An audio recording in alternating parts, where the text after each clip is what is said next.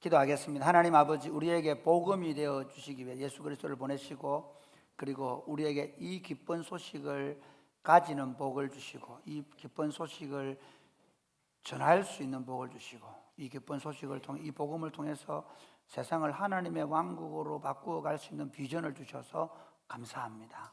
이 시간 다시 복음을 듣기를 원합니다.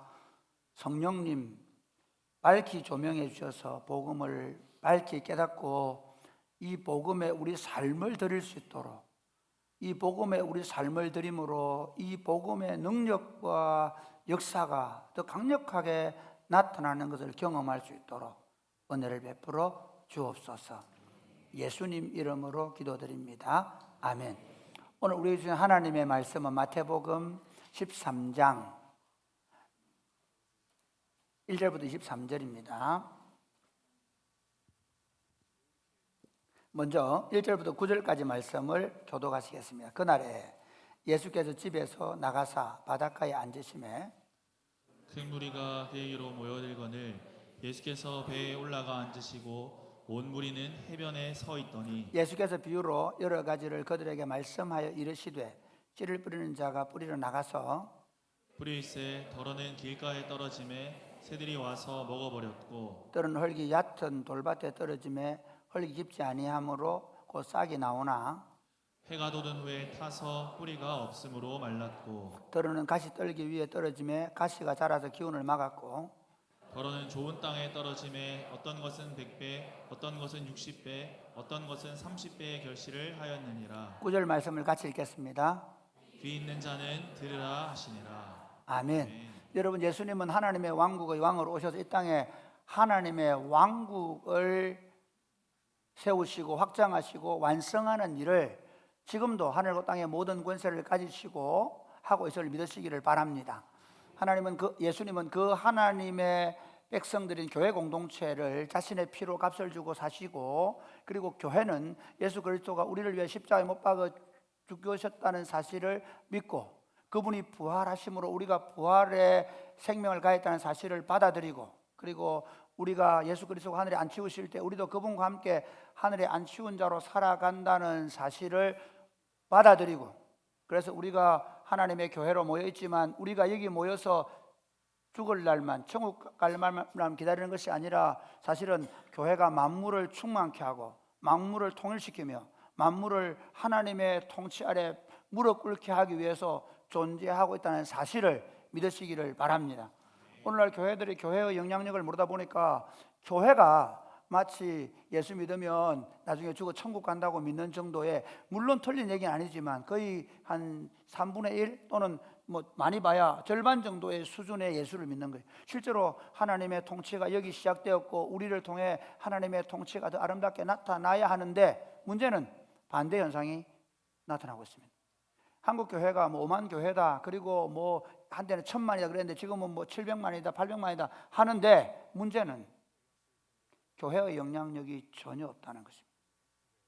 예수 믿는 사람이나 안 믿는 사람이나 직장이나 삶의 윤리에 있어서 도덕에 있어서 어떠한가라는 질문을 했는데 90%가 똑같다. 예수 믿는 사람이나 안 믿는 사람이나 똑같다. 오늘 한국 교회에 수만 명의 사람들이 예배를 드리죠. 오늘 주일 예배에 1부, 2부, 3부 우리도 드릴 것이고 또 다른 교회들 예배를 드리지 않습니까? 그렇게 예배를 드리고 여러분의 가정과 직장과 이웃에 흩어지는데 똑같다. 그럼 뭘 얘기할까요? 하나님의 말씀과 하나님의 백성들의 삶의 괴리가 얼마나 먼가. 왜냐하면 우리는 이 하나님의 말씀을 진리로 믿습니다. 믿으십니까? 이래 안 믿으니까 안 되는가? 믿으십니까?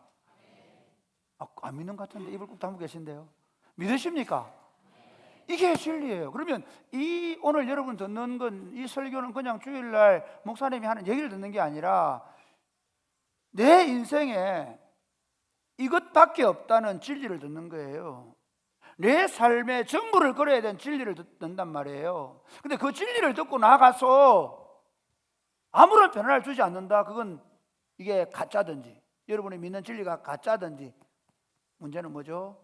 그게 가짜가 아니라면 그 진리가 내게 아무런 영향을 주지 못하는 삶을 살고 있다는 것입니다. 예수님은 하나님 나라 운동을 하러 오셔서 그 하나님 나라의 모습을 보여주려고 하는데, 문제가 뭔가 하면 그 당시에 유대인들은 얼마나 엉뚱한 생각을 하고 있었는가 하면, 메시아가 오면 유대인들만 구원받고, 심지어 사마리아에 있는 놈들도 구원 못 받고, 우리만 들림받고, 우리를 통해 하나님 왕국이 완성되고, 그리고 오히려 모든 이방인들은 다 심판받을 것이라는 생각을 한 거예요. 얼마나 잘못됐는가 하면, 예수님은 원래 하나님께서 아브라함에게 너는 복이 된다, 모든 민족이 너를 말미암아 복을 받겠다라고 얘기하셨는데, 그들은 점점 국수주의로 흘러가는 거예요. 지금 한국 교회가 경계해야 될 게 그겁니다. 철저하게 좁아져가는, 우리 구원받았다. 세상에 대한 관심을 잃어버린 거죠.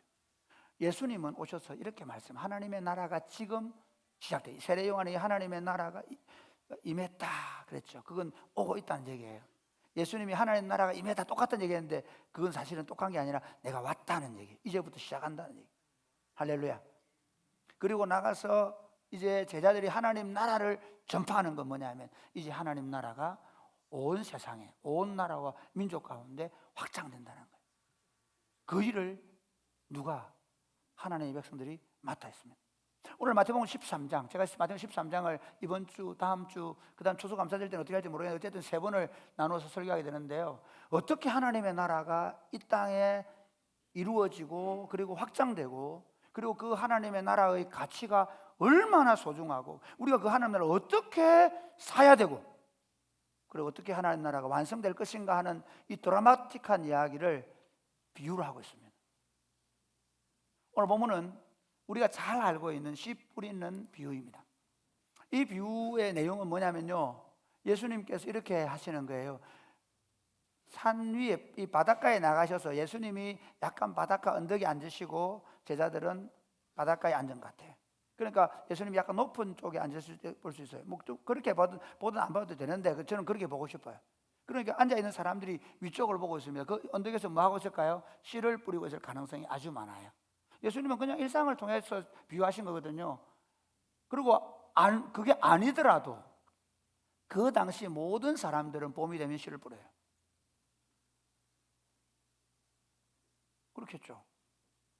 계절적으로 어떤 씨를 뿌려요. 그럼 씨를 뿌리면 그 씨가 어떻게 될까요? 자라서 열매를 맺히죠. 예수님 그 얘기 하시는 거예요.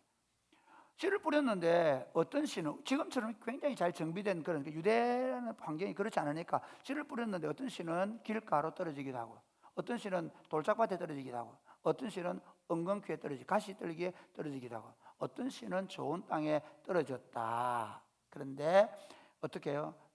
길가에 떨어진 씨는 새가 먹어버렸다. 그 다음에 돌짝밭에 떨어진 씨는 조금 자라다가 햇볕이 났을 때 타서 죽어버렸다. 가시덤불 또는 엉겅퀴에 떨어진 씨앗은 어떻게 될까요? 자라긴 하는데 너무 자라는 속도가 더뎌서 숨이 막혀 죽는다. 우리 옛날 어릴 때 그런 거 많이 봤거든요. 막 엉겅퀴 막 났는데 보면 다른 데는 다 이미 이렇게 볼이나 밀이 났는데, 그거는 아직 파랗게 이제 자라고 있는, 숨이 막혀서 이게 그늘이 햇볕이 잘 안 들어서 그럴 수 있거든요.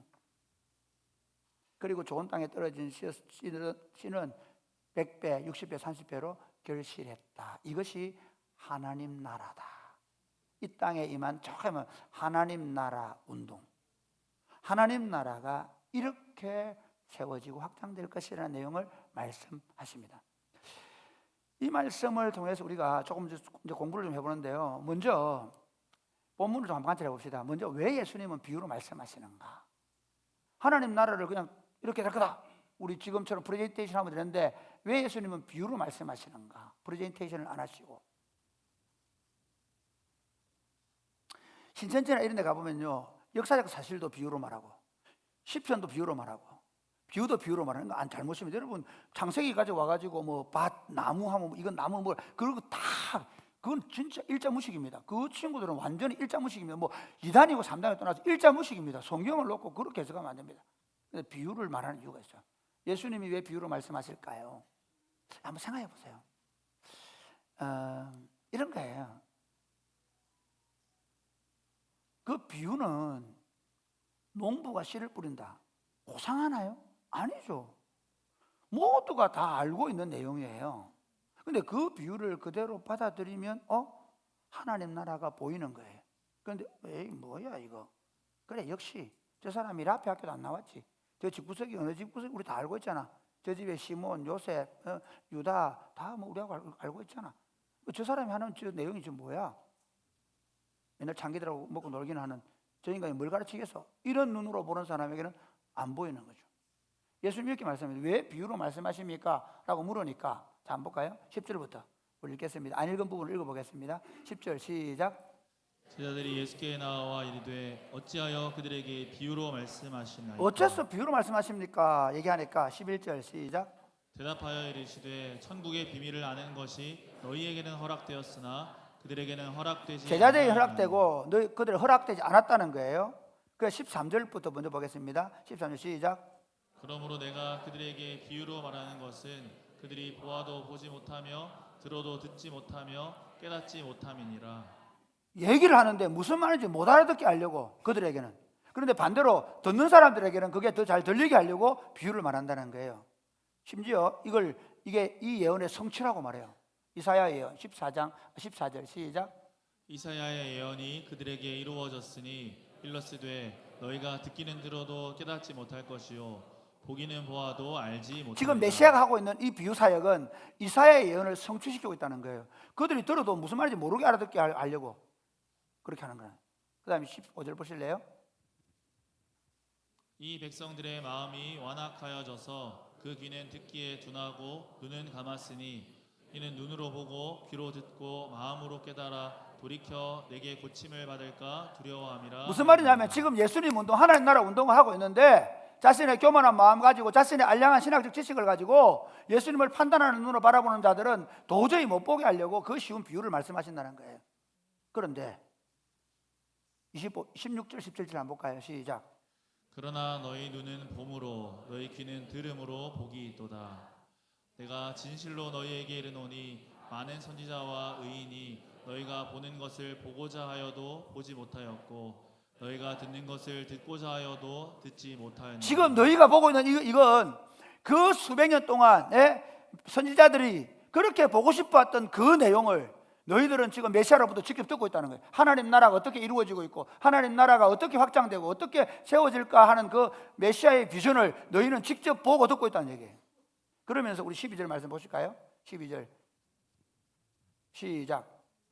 무릇 있는 자는 받아 넉넉하게 되되 없는 자는 그 있는 것도 무릇 있는 자는 받아 넉넉하게. 이 무슨 말이에요? 이걸 받아들이는 사람들은 이 진리를 더 깊이 알게 되고 더 풍성하게 알게 될 것이지만 그러나 그 진리를 받아들이지 않는 자들에게는 오히려 그것들이 다 빼앗겨 버릴 것이라고 말씀하는 것입니다. 예수님이 비유로 말씀하신 이유가 뭘까요? 저는 사실 이 마태복음 13장을 오래전에 캠벨 몰관이라는 사람의 책을 읽고 거기에 근거를 해서 사실은 이 설교들을 준비했습니다. 그러니까 제가 오래전에 지금 이번에 읽은 건 아니고 캠벨 몰관은 어떻게 보고 있냐면요. 캠벨 몰관은 이렇게 얘기합니다. 영국의 유명한 그 설교자고 주석가인데요. 이분이 이렇게 비유는 회개하지 않는 자들에게는 심판의 가르마기지만 깨닫고자 하는 자들에게는 계시의 창문이다. 여러분 좀 웃기는 얘기인데 목욕탕에 가면 가끔씩 놀랄 때가 있죠. 남자들만 놀랍니다. 여자들은 그런 거 있는 거 모르겠는데 남자들은 바퀴 보여요. 두 사람 우리 보는 거 아닌가? 저 청도에 가면 저 그 야외탕 가면 그런 게 있을 하여튼 창문이 있잖아요. 저 불 보면 안 되는데 그분들은 보일까 안 볼까요? 가리막이죠. 보는 방향에 따라 안 믿으려고 보고 꼬투리 잡으려고 보고 교만한 마음을 꼭 보고 보는 사람들에게는 그게 가리막이 되는 거예요. 그러나 들으려고 하고 받으려고 하고 믿으려고 하는 자들에게는 계시가 열리는 창문인 거죠. 하나님 나라 운동이 그런 거예요. 하나님 나라 운동을 똑같이 설교되는데 어떤 사람은 이를 갈고 화를 내고 왜 저 따위로 설교해? 그렇게 말할 수 있고 어떤 사람은 그 하나님 나라 비유를 들으면서 와 그렇구나 너무 쉬워. 왜 이거는요 예를 들어서 라피 학교에 가서 배울 수 있는 게 아니고 그냥 그 씨 뿌리는 비유에 대해서는 씨 뿌리는 거에 대해서는 어떤 사람도 이해할 수 있는 언어로 예수님이 지금 말씀하시고 하나님 나라가 그렇게 되는 거구나 이해하게 된 거죠. 나중에 설명을 좀 더 해보겠습니다. 그러면 하나님 나라의 왕국의 본질이 뭔가 하나님 왕국의 본질이면 지금 씨 뿌리는 비유를 통해서 보이는 게 뭐예요? 하나님 나라가 지금 이곳에서 확장될 것이라. 지금 이곳에서 세워지고 확장되고 완성될 것이라는 거예요. 하나님 나라가 우리가 죽으면 거기서 완성될 거 아니라 하나님 나라가 지금 이 땅에서 하나님의 백성들을 통해 완성될 것, 뿌려진 자들을 통해 완성될 것이라는 겁니다. 그럼 이제 구체적으로 씨 뿌리는 부분의 해석을 한번 보겠습니다. 본문을 좀 해석해 봅시다. 먼저 전통적인 해석을 한번 봅시다. 여러분 어떻게 설교 들으셨나요? 지금까지? 제가 이거 비유를 한번 오래전에 한 기억이 있긴 한데 다 까먹었죠. 오래전에 계시던 분은 지금 20, 30명밖에 없으실 테니까 대부분 우리가 부흥회하면 어떻게 해요? 씨 뿌리는 자는 예수님의 복음 전도자로 말하죠. 그 다음에 씨는 뭐로 말할까요? 말씀으로 말해요. 그거 여러분 신천지 구분하는 방법 간단합니다. 그 신천지 아닌 사람도 그렇게 설교하니까 무조건 다 신천지라고 보면 안 되지만 씨는 말씀이다. 그 다음에 뭐예요? 밭은 마음밭이다. 그래서 그런 설교 많이 들으셨죠? 그래서 어떻게 하라 그럽니까? 돌짝밭을 일구어가지고 옥토를 만드십시오. 부흥회 같은 거. 그 다음에 가시덤불을 다 걷어내십시오. 그래야 열매를 맺으면 그렇게 얘기하잖아요. 과연 그럴까요? 예수님 그렇게 말씀하지 않으셨어요. 이제 그 비유를 예수님이 어떻게 해석하는지 한번 볼까요? 자, 18절부터 한번 보겠습니다. 자, 그런즉 씨 뿌리는 비유를 들어라. 19절. 여러분 이거 할 때 이 영상은 그대로 두세요. 예, 이 부분은 그대로 두세요. 자, 19절 시작. 아무나 천국 말씀을 듣고 깨닫지 못할 때는 악한 자가 와서 그 마음에 뿌려진 것을 빼앗나니 이는 곧 길가에 뿌려진 여기서 자요. 보면 자라고 합니다. 길가에 뿌려진 자. 이해가 됩니까? 자는 사람이죠. 길가에 뿌려진 사람이란 말이에요. 그 다음에 한번 볼까요? 돌밭에 뿌려졌다는 것은 맨 밑에 넘어지는 자라고 합니다. 그러니까 돌밭에 떨어지는 사람도 사람입니다. 다 똑같습니다. 가시떨기에 떨어지는 자도 결실하지 못하는 자라고 말합니다. 좋은 땅에 뿌려진 말씀을 깨닫는 자라고 말합니다. 자, 그러면 우리가 생각해 예수님의 해석은 뭘까요? 이게 마태복음 13장 나중에 다음번에 우리가 다음 주에 가라지, 천국의 가라지가 있습니다. 그 가라지 비유에서 보면 알겠지만 밭은 세상이요 씨는 천국의 아들들이다 이렇게 얘기하거든요. 그 관점에서 보면 어떠냐면요, 씨 뿌리는 자의 비유에 씨를 뿌리는 자는 예수님이고 복음의 사역자들입니다. 그러면 그 씨들은 누구입니까? 말씀을 받은 자들. 오늘 여러분이 말씀을 받고 있죠? 여러분 씨앗이라는 겁니다. 여러분이 씨앗이라는 거예요. 그리고 밭은 어딜까요? 세상입니다. 여러분의 일터로, 여러분의 가정으로 뿌려지는 거예요. 이건 비유를 1대1로 대칭하면 안 됩니다. 그건 비유입니다. 비유. 마치 시냇가에 심은 나무 같으니 그게 비유죠. 말씀의 사람들은 복 있는 사람 어떤 사람이라고 마치 시냇가에 심은 나무 같다. 그런데 그거를 나무는 뭐고 뿌리는 뭐고 그렇게 하면 안 돼요.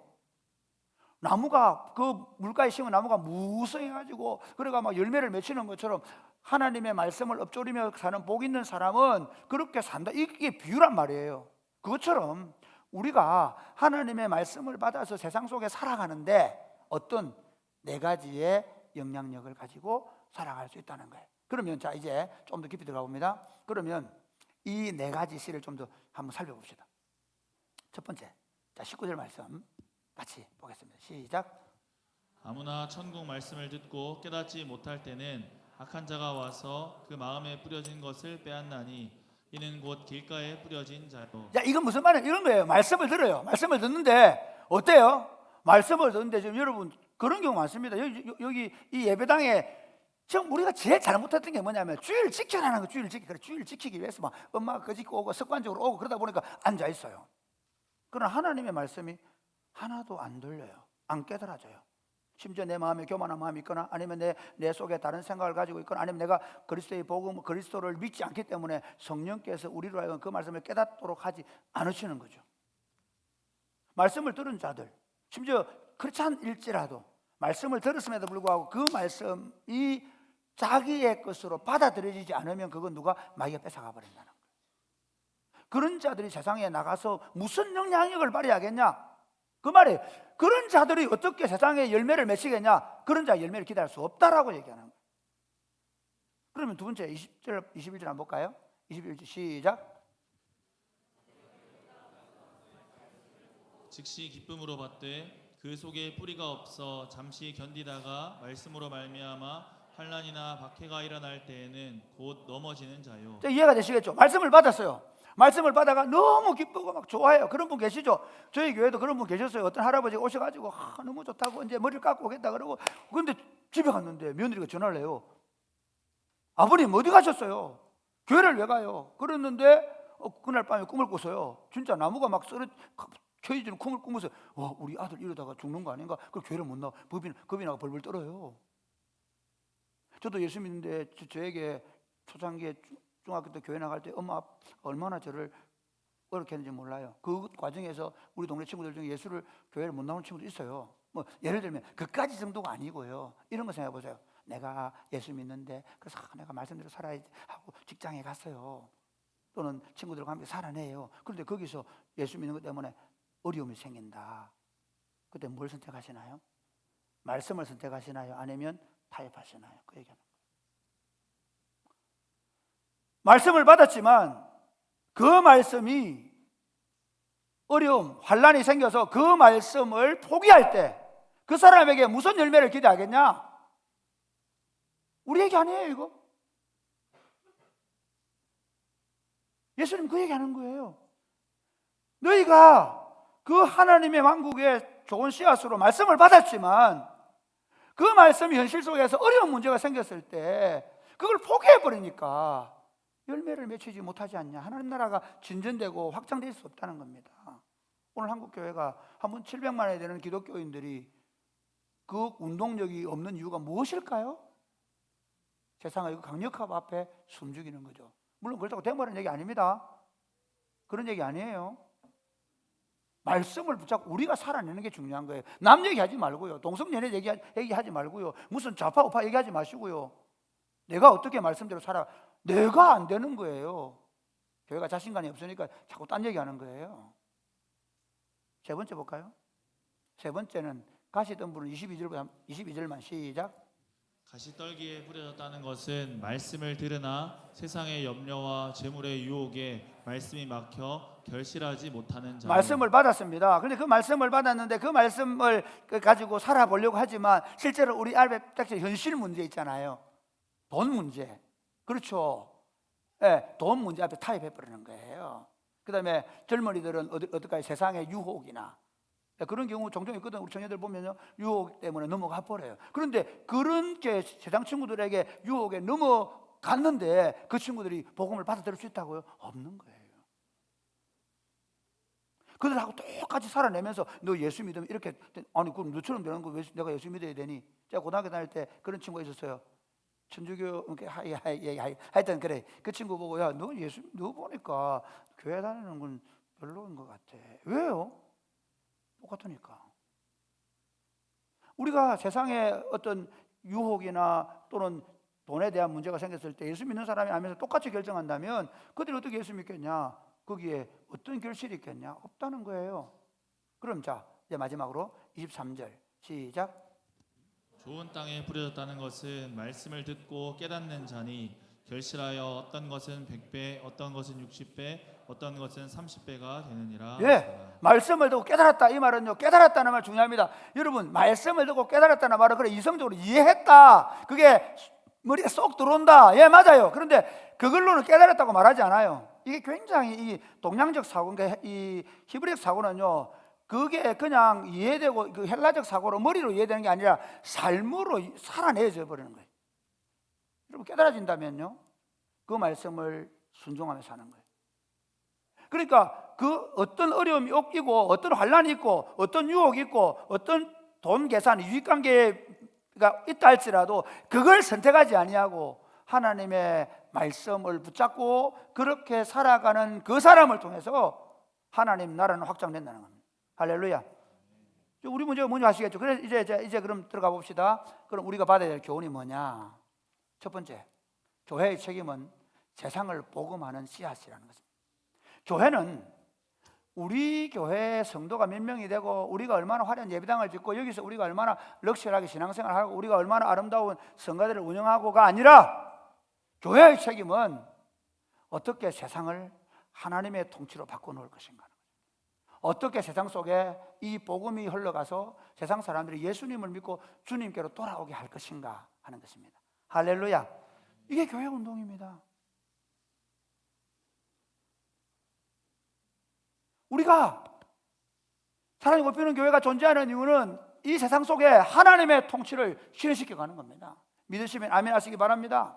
예, 그래서 우리가 우리 교회 공동체가 세상을 복음화하는, 세상을 하나님의 통치로 바꾸어 놓겠다는 이 분명한 마음을 가진. 두 번째, 피조물의 탄식과 씨앗의 치유 사역. 이게 무슨 말인가 하면 로마서 8장 한번 보실까요? 다시 시작. 피조물이 고대하는 바는 하나님의 아들들이 나타나는 것이니 피조물이 허무한데 굴복하는 것은 자기 뜻이 아니요 오직 굴복하게 하시는 이로 말미암음이라.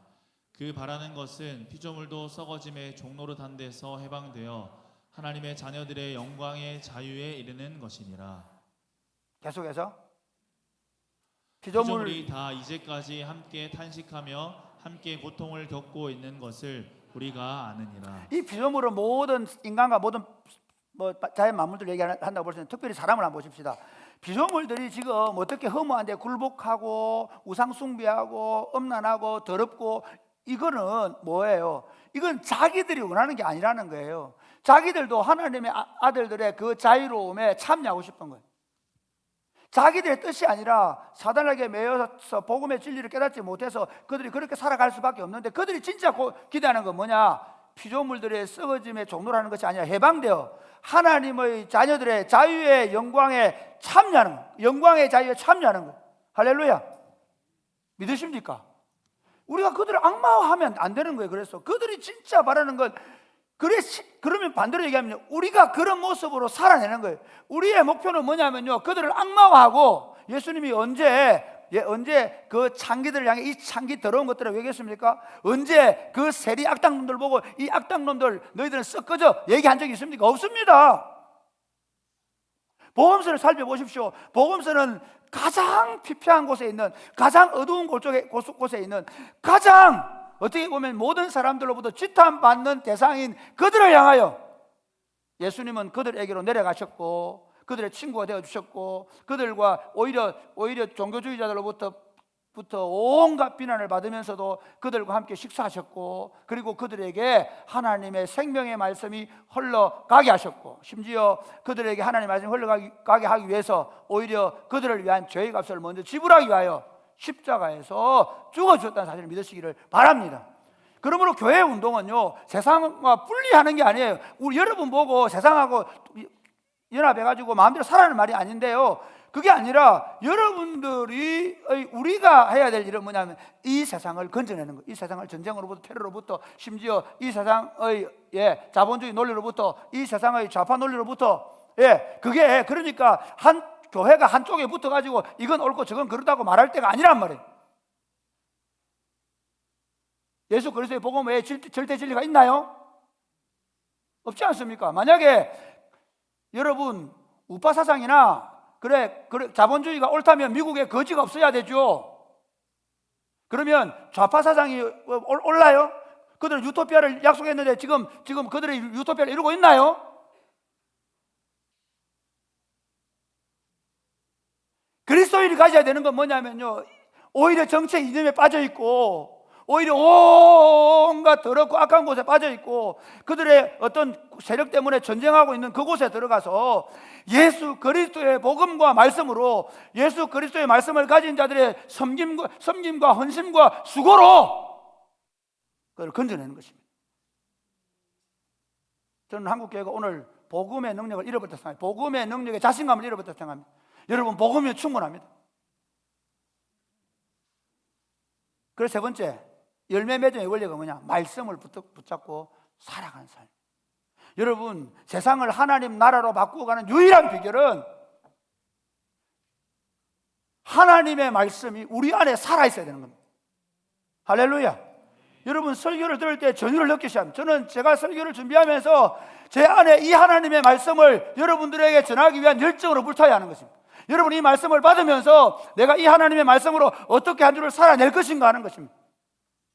제가 우리 산부 예배할 때 우리 청년들에게 얘기했거든요. 아침에 기지개를 빌 때 어제 지난주 설교에 기지기를 이렇게 해서 하나님 아버지 내 때문에 하나님의 이름이 영광스럽게 되기를 원합니다. 하나님 아버지 하나님의 나라가 오늘 나를 통해 이루어지기를 원합니다. 하나님 아버지 하나님의 뜻이 하늘에 이루어진 것처럼 내 삶 가운데 사는 뜻이 오늘도 이루어지기를 바랍니다. 할렐루야. 하나님 내게 필요한 거 주십시오. 내가 남을 용서해 줄 테니 내 죄를 용서해 주십시오. 매일 아침 30초 이상 기도하고 아침 직장에서 근무하다가 기지개를 펼 때마다 그 주기도문을 암송하고 외우고 그렇게 살아가기를 열망하는 사람들, 그들이 오늘 기독교인들입니다. 할렐루야. 말씀이 여러분 안에 살아있습니까? 말씀이 여러분들을 역동하게 만듭니까? 말씀이 살아있다는 말은 어떤 의미인지 아십니까? 재미있는 건요, 여러분 한번 보십시오. 하늘의 밀이 땅에 떨어져 말씀이신 그분이 오셔서 어떻게 하십니까? 말씀이 살아나기 위해서 하늘의 밀이 땅에 떨어져 하늘 그대로 있지만 그 밀이 떨어져 썩어지면 많은 열매를 맺는 것처럼 그리스도께서 말씀이신 그분께서 그분의 육체는 죽이시고 말씀이 살아나게 하셔서 그 말씀으로 말미암아 열매를 맺힌 줄 믿으시기를 바랍니다. 예수 믿으면서 내 성격이 어떻고 내 경험이 어떻고 내 상처가 어떻고, 내가 지금까지 살아온 배경이 어떻고 내 가문이 어떻고 그것 때문에 자존심이 상해서 예수 믿는 게 어렵다고요? 그런 예수는 없습니다. 좋은 씨앗은 어떤 씨앗이냐? 말씀이 들어오면 내가 죽습니다. 내 경험이 죽습니다. 심지어 내 상처 때문에 내가 너무 아프지만 그러나 그 말씀이 나를 이기게 하는 것입니다. 그렇게 할 때 여러분의 가정에서부터 여러분 이웃들에게 이런 직장에서 하나님 나라의 열매가 맺히기 시작하는 겁니다. 이제 말씀을 맺으면 적용해 보십시다. 첫 번째, 시작. 뿌려진 하나님 왕국의 씨앗이라는 것을 명심하고 살아가십시오. 여러분, 나는 세상에 뿌려진 하나님의 왕국의 씨앗이라는 사실을 명심하십시오. 뭐 옛날에 그랬죠. 나는 왕자다. 맞아요. 그 왕자라고 할 때 막 굉장히 자존감이 높아지고 막 그러는데 실제로 그 왕의 의미는 어떤 의미인가 하면요, 섬기는 자예요. 우리 집에서 왕이 누굴까요? 자녀에게 물었습니다. 우리 넷째에게 물었습니다. 우리 집의 왕이 누굴까요? 이를 물어보면 이렇게 얘기합니다. 아빠라고 얘기하지 않습니다. 엄마라고 얘기합니다. 훌륭한 답입니다. 왜 엄마일까요? 엄마가 잘 섬기니까요. 엄마가 밥 해주죠. 엄마가 다 해주잖아요. 오해하셨죠? 왕이라 그러면 막 엄마가 큰 소리 칠 거야. 아닙니다. 그런 왕은요, 폭정을 행하는, 그래서 조선시대는 군으로 봉해지는 사람들입니다. 여러분 혹시 집에서 폭정을 행하시는 아내들의 남편들 계시면 내가 군으로 갈 수 있다는 사실 아시기 바랍니다. 마찬가지, 우리가 천국의 좋은 씨앗으로 뿌려졌다는 것은 예수님께서 우리를 통해서 하나님의 나라를, 하나님의 통치를 실현시켜 나가고 싶어 하신다는 것입니다. 믿으시기를 바랍니다. 그래서 두 번째 볼까요?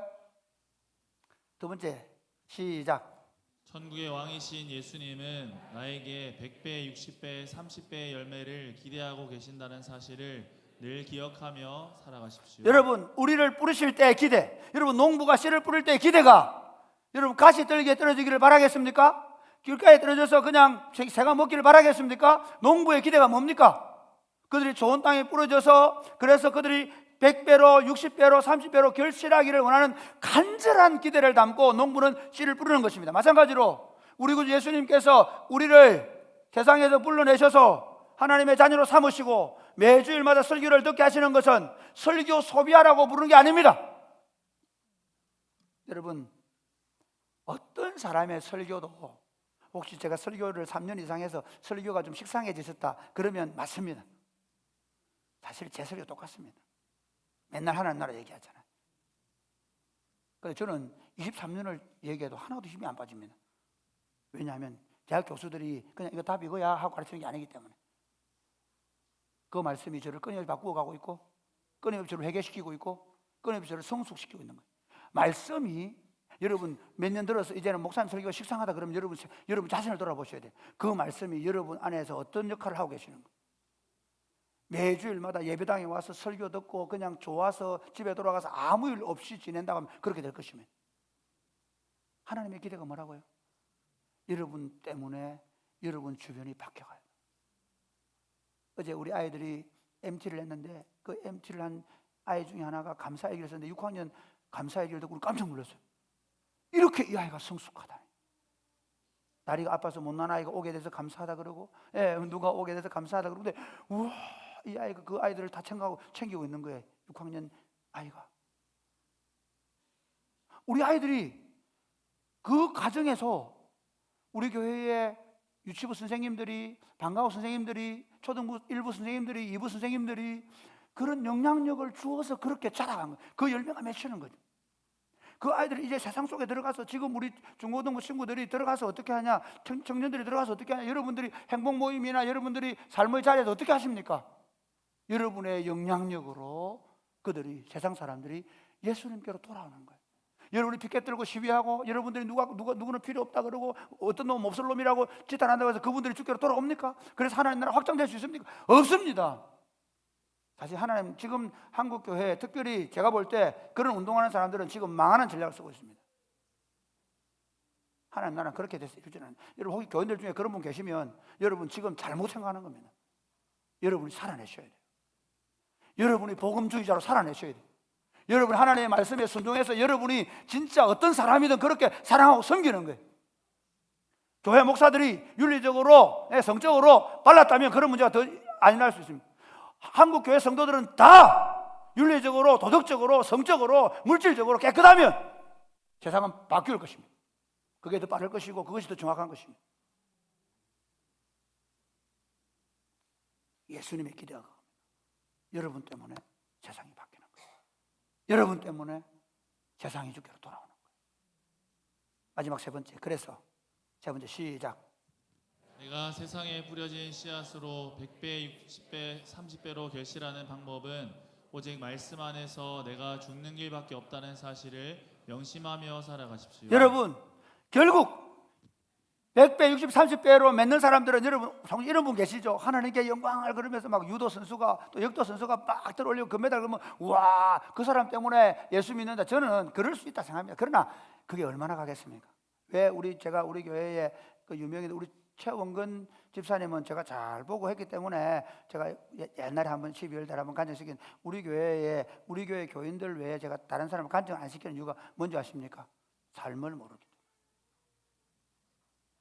무슨 금메달을 따고 무슨 큰 성취를 이루고 그렇다고 강단에 세운다고요? 아니요. 하나님 나라는요, 그런 유명한 사람들 통해 세워지는 게 아니에요. 하나님 나라는 말씀을 듣고 뿌려진 우리 같은 무명인들을 통해서 항상 그래요. 그런데 그들의 삶의 핵심이 뭐냐? 말씀이 그를 이겨야 돼요. 사랑하는 아내 여러분, 말씀이 여러분을 이기게 하셔요. 사랑하는 남편 여러분, 여러분이 하나님의 말씀에 압도되어서 그 말씀 앞에 쩔쩔 매는 사람들이 되시기를 바랍니다. 아버지 어머니가 하나님의 말씀을 붙잡고 그렇게 살아내는 삶을 살아낼 때 우리 아이들의 삶이 바뀌는 거예요. 어머니 아버지가 뭘 중요하게 생각하는지 다 알고 있어요. 어머니 아버지가 어디 가면 기가 죽는지 다 알아요. 돈 앞에 가서 기가 죽으면 그 아이들 돈에 기가 죽을 거예요. 세상에 성공에 기가 죽으면 그 아이들도 세상에 성공하는 일에 앞에 가면 기가 다 죽을 거예요. 그러나 우리 아버지 어머니 누구도 두려워하지 않고 누구도 무서워하지 않는데, 하나님의 말씀 앞에 하나님의 말씀이 말씀하시면 거기 아무리 이해관계가 있고 아무리 지금 어려운 상황이라도 그 말씀 앞에 우리 아버지 꼼짝 못해. 아, 이게 진짜인가 봐. 할렐루야. 그 아이만 그렇게 할까요? 여러분 주변 사람들 마찬가지일 거예요. 똑같이 뭐 예수 믿는 것들은 안 믿는 건 똑같이 이렇게 말하잖아요. 근데 똑같이 말해요. 예수 믿는 것들 안 믿는 건 똑같이 말해요. 처음에 만나면. 그런데 1년을 지켜봐요. 2년을 지켜봐요. 여러분 이렇게 좀 구체적으로 설명해 볼게요. 매주일마다 사랑의 꽃피우는 교회 예배를 드리고 와서 월요일도 그 말씀을 묵상하면서 어떻게 살 건지 묵상하고 좀 하세요. 화요일도 또 그 말씀을 묵상하면서 그렇게 살아가기도 결정하세요. 수요일도 그렇게 살아가 하십시오. 그래서 일주일 동안 여러분이 들은 그 말씀이 여러분의 삶에 그대로 적용되어서 여러분의 말씀이 이번 한 주간 동안 말씀이 여러분을 이기는 삶, 여러분의 말씀 때문에 여러분 자신이 죽어지는 삶을 일주일 동안 보여준다고 한번 생각해 보십시오. 그걸 직장 동료가 쳐다보는 거예요. 그 다음 주는 또 그 다음 주대로 또 바뀌어 있는 거예요. 그 다음 주는 그 다음 주 바뀌어. 이게 뭐야 이게? 내가 지금까지 본 사람들은 그렇지 않았는데 이 사람은 다르구나. 이게 하나님 나라 운동입니다. 그래서 이렇게 얘기합니다. 시편 1편은 시편은 하나님의 백성들의 삶의 정황을 노래하는 거거든요. 하나님의 백성들의 삶의 정황에 대해서 얘기하는데, 그 서론격인 시편 1편에서 하나님의 백성들의 삶의 정황이 어떻게 되느냐? 복 있는 사람은 악인들의 길을 따르지 않고 죄인들의 길에 서지 않고 오만한 자의 자리에 앉지 않는다. 이게 무슨 말이죠? 세상에 가가지고 누가 돈 번다 그러면, 누가 잘 된다 그러면, 누가 성공한다 그러면 눈이 다 빠져가지고, 야 어디 투자했다고 뭐라고 그러면서 막 그 귀 쫑긋 세우고, 야 그래가지고 뭐 샀다고 막 저 있는데 우리는 거기 관심이 없는 거예요. 누가 그렇게 해서 잘 먹고, 누가 그렇게 잘 살고, 누가 그렇게 해가지고 아이를 좋은 학교 보내가지고 어떻게 성공시켜, 거기에 크게 관심이 없는 거예요. 오직 여호와의 율법을 즐거워해서 그 율법을 주야로 엎조르는, 그 말씀이 그의 삶에 살아있는데, 묵상한다는 말은 그걸 엎조리고 사는 거예요. 여러분, 그 사람이 말하는 게 그 사람입니다. 예의를 말하는 사람은 예의에 굉장히 민감한 사람이죠. 돈을 계속 얘기하는 사람은 그 사람의 삶은 모든 건 돈입니다. 그 사람이 자식을 얘기하고 있는 사람은 그 사람은 자녀에게 모든 걸 올인한 사람입니다. 여러분, 사랑이 꼽히는 교회가 다음 세대 하면서 다음 세대에 올인하고 그 일이 이루어져 가는 거예요. 여러분은 무엇을 엎조르십니까? 왜 제가 매일 설교한 것을 엎조르자고 하느냐면요, 저도 일주일 내에 이 본문을 생각하고 묵상하고 또 고치고, 어젯밤 12시까지 고쳤어요. 끊임없이 생각하고 묵상하고 어떻게 살아낼 것인지, 어떻게 살아내야 되는지를 고민하고 나온 거예요. 이게 사랑이 꼽히는 교회 운동이 돼요. 이게 한국교회 운동이 돼요. 이게 예수 믿는 교회 운동이 되어서 어떻게 해요? 30배, 60배, 100배로 결실하는 교회. 여러분, 교회 역사가들이 교회가 가장 폭발적으로 성장할 때가 언제냐? 그 초기에 30년경부터 300년경. 예배당이 없었으면 그때 그 시대에 예배당이 발견이 안 돼요. 강력한 가정교회인 소그룹으로 모여서 그들의 그 소그룹이 하나님의 말씀을 붙잡고 그렇게 살아낼 때 하나님 나라가 폭발적이다. 그러나 예배당을 짓게 되고 오케스트라를 갖추게 되고 예전을 갖추게 되면서 교회가 점점 성장하고 있지만 그 속도가 느려진다는 거예요. 우리 어디로 가야 됩니까? 예배당 같이 말자는 얘기도 아닙니다. 오케스트라 하지 말자는 얘기도 아닙니다. 그러나 중요한 게 뭡니까? 말씀이 살아있는 강력한 소그룹 공동체를 만드는 거예요. 여러분의 목장 모임할 때 여러분들이 진짜 말씀대로 살고 있는지를 점검하셔야 되고, 말씀대로 살다고 결정하셔야 되고, 그리고 매일 아침마다 그 말씀이 여러분의 삶을 아침마다 꿰뚫어야 돼요. 여러분, 다른 거 너무 나는 매일 주일 설교 묵상하는 거 좀 싫어, 그러면 그 묵상마다 끝날 거예요. 그렇게 안 했으면 좋겠습니다.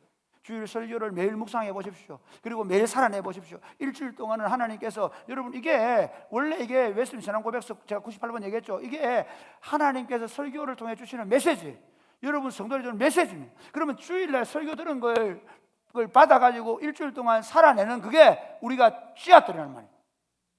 그걸로 살아내셔야 돼요. 묵상하고 뭔가 진리 아는 게 중요한 게 아니라 그 진리가 여러분의 삶을 관통하는 거예요. 그 진리 안에 여러분들이 살아냄으로 말미암아 여러분을 통해서 30배, 60배, 100배로 결실하는 복된 공동체를 함께 세워갈 수 있게 되기를 주님의 이름으로 축복합니다. 아멘. 나 주님의 기쁨 되기 원하네.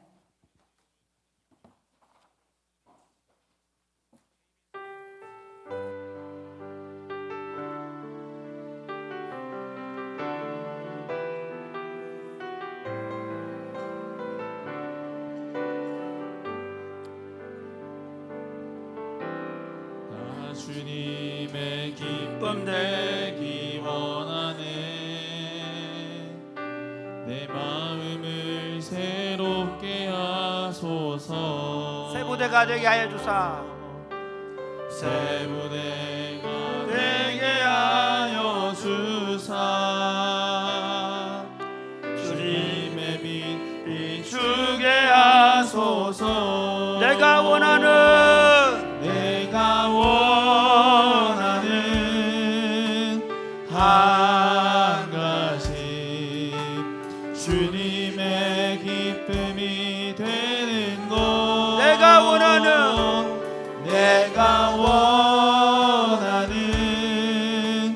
한 가지, 주님의 기쁨이 다시 한번 일어나셔서 겸손히 내 마음 드립니다. 손이 내 마음 드립니다. 나의 모든 것 받으소서. 나의 모든 것 받으소서. 나의 맘 깨끗게 씻어주사 주의 길로 행하게 하소서. 내가 원하는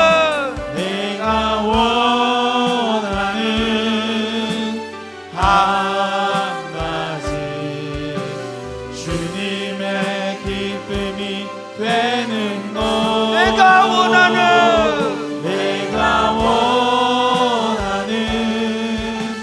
한 가지 일절만 나 주님의 기쁨 되기 원하네.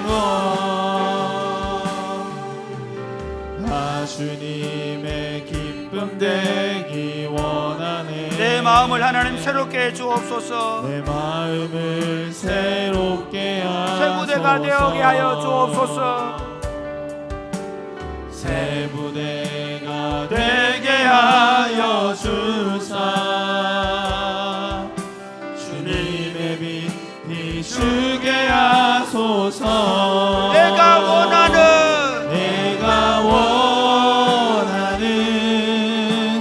한 가지 주님의 기쁨이 되는 것. 내가 원하는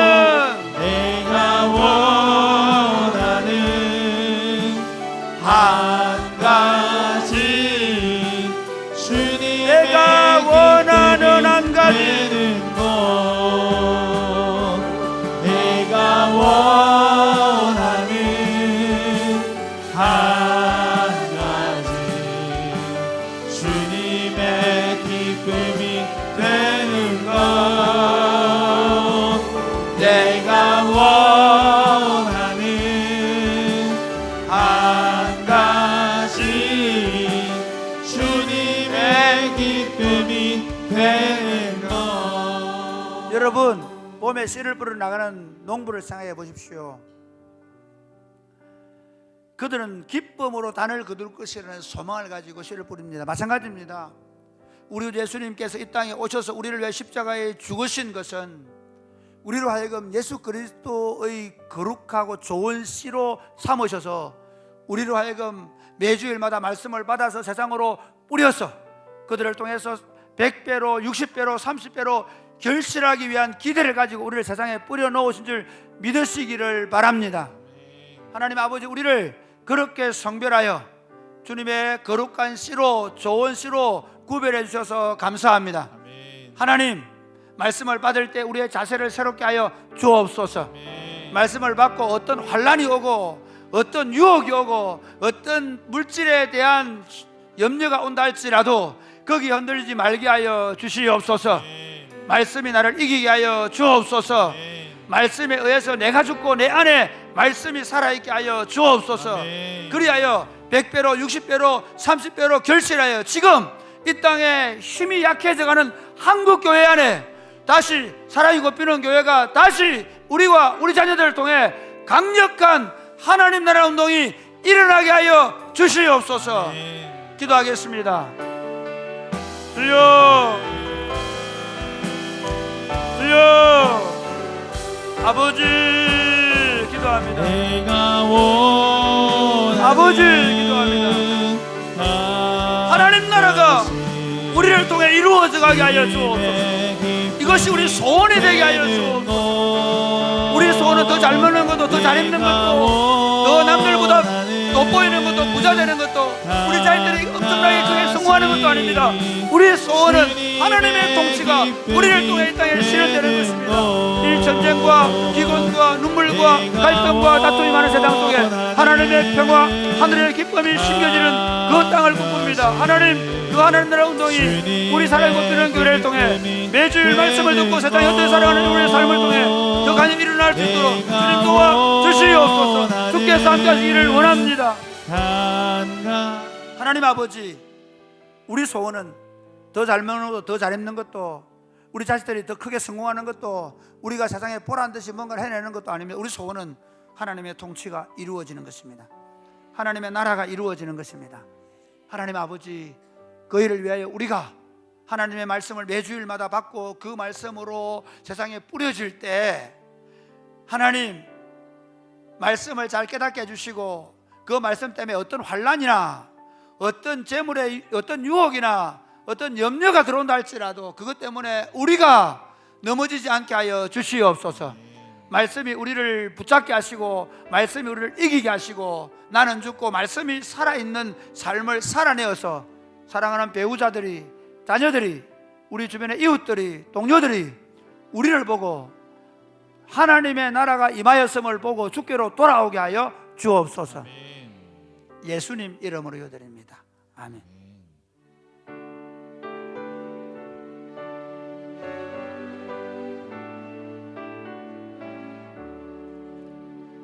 내게 있는 모든 것을 아낌없이 드리네.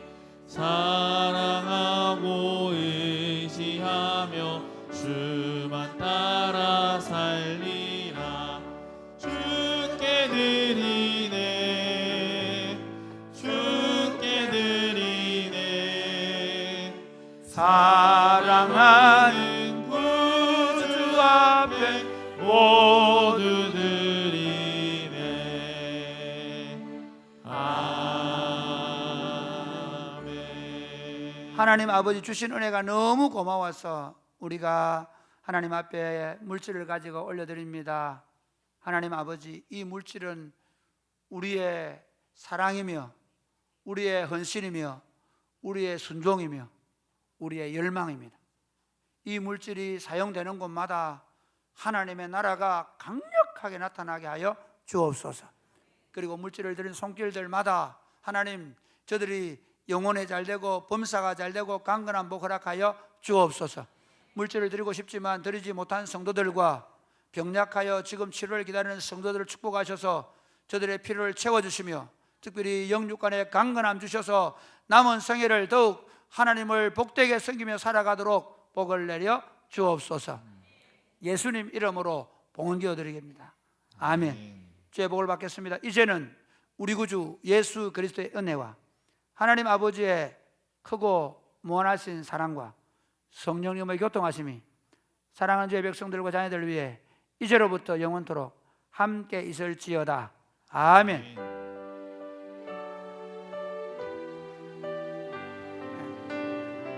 예배를 마쳤습니다.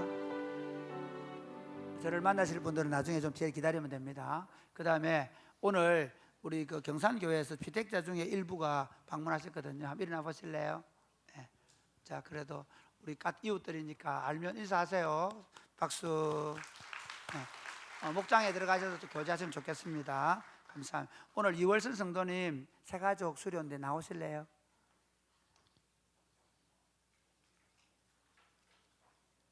네, 앞으로 나오. 이쪽으로 오시면 됩니다.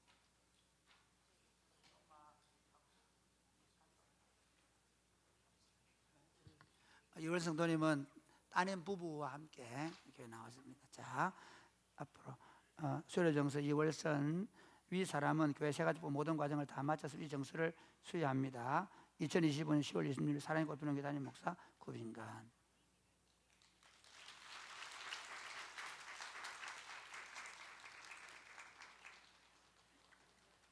축복할까요?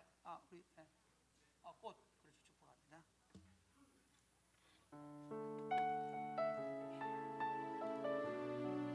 우리 같이 축복하시면서 꽃다발하고 전달하시면서 축복하겠습니다. 당신은 하나님의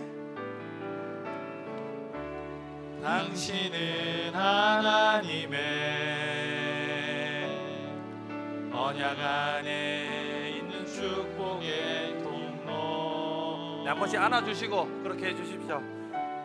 당신을 통하여서 열방이 주께 예배오게 되리.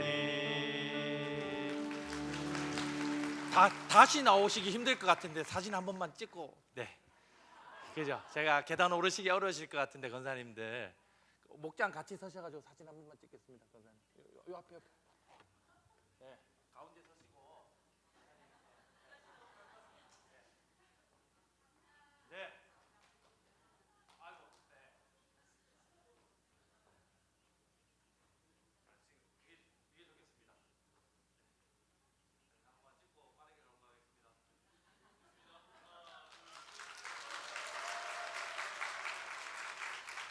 감사합니다. 우리 옆에 있는 성도들과 인사하겠습니다. 말씀을 듣고 깨달아 풍성한 열매를 맺는 성도들 됩시다. 말씀을 듣고 깨달아 풍성한 열매를 맺는 성도들 됩시다. 네, 교회 간구하겠습니다. 행복모임 9주차입니다. 행복모임 9주차는 베스트를 목장으로 행복모임으로 초대하는 겁니다. 그동안 행복모임 베스트들과 좋은 관계를 맺으신 성도 여러분들께서 목장모임과 행복모임에 베스트를 초대해 주시면 되겠습니다. 그리고 이미 목장모임과 행복모임을 같이 하고 있는 베스트들에게는 교회 설교 이 유튜브 링크를 보내주셔서 말씀을 소개해 주시면 되겠습니다. 학습 세례 입교 문답 교육이 있고 문답식은 11월 15일 토요일 오후 6시에 있습니다.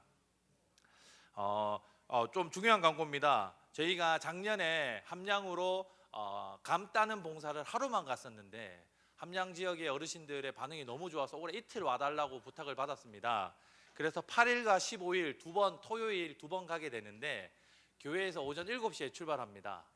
그리고 사역을 하고 돌아오면 또 저녁 시간대쯤 되는데 현재 함양 쪽에서는 저희 교회에 8일 날 50명, 15일 날 한 50명쯤 오시지 않겠나 이렇게 생각을 하고 계시답니다.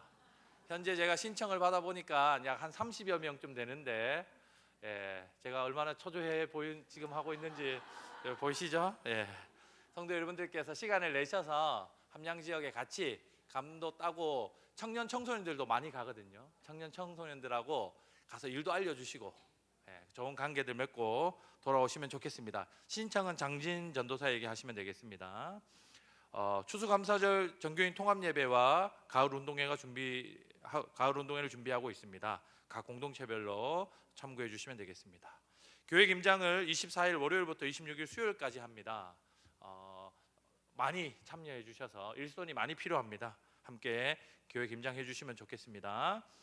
비전 트립을 저희가 5개 지역을 받았는데 이미 100여 명이 넘게 신청을 해서 태국 파타야 지역을 제외하면 인원이 다 찼습니다.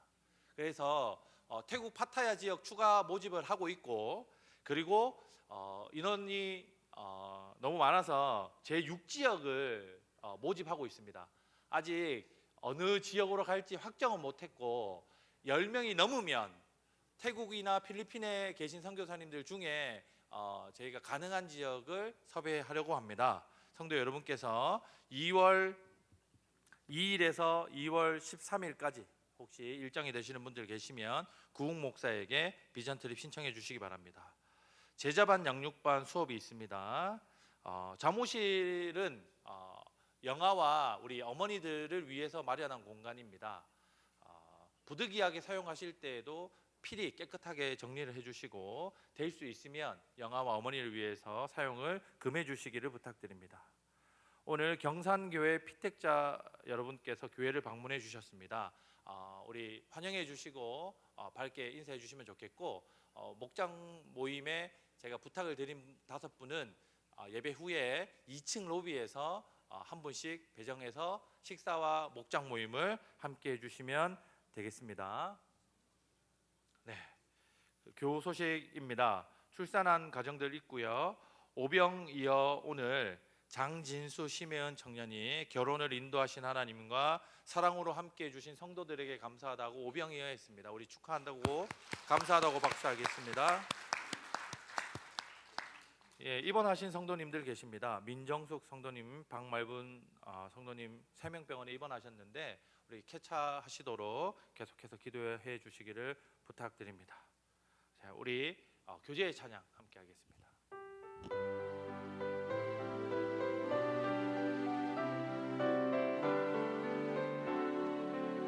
여기에 모인 우리 우리 어른 성도님들부터 나가시면서 교제 인사 나누고 그렇게 하겠습니다. 이 자리에 함께 계심을 아노라. 언제나 주님만을 찬양하며 따라가리니 시험을 당할 때도 함께 계심을 믿노라.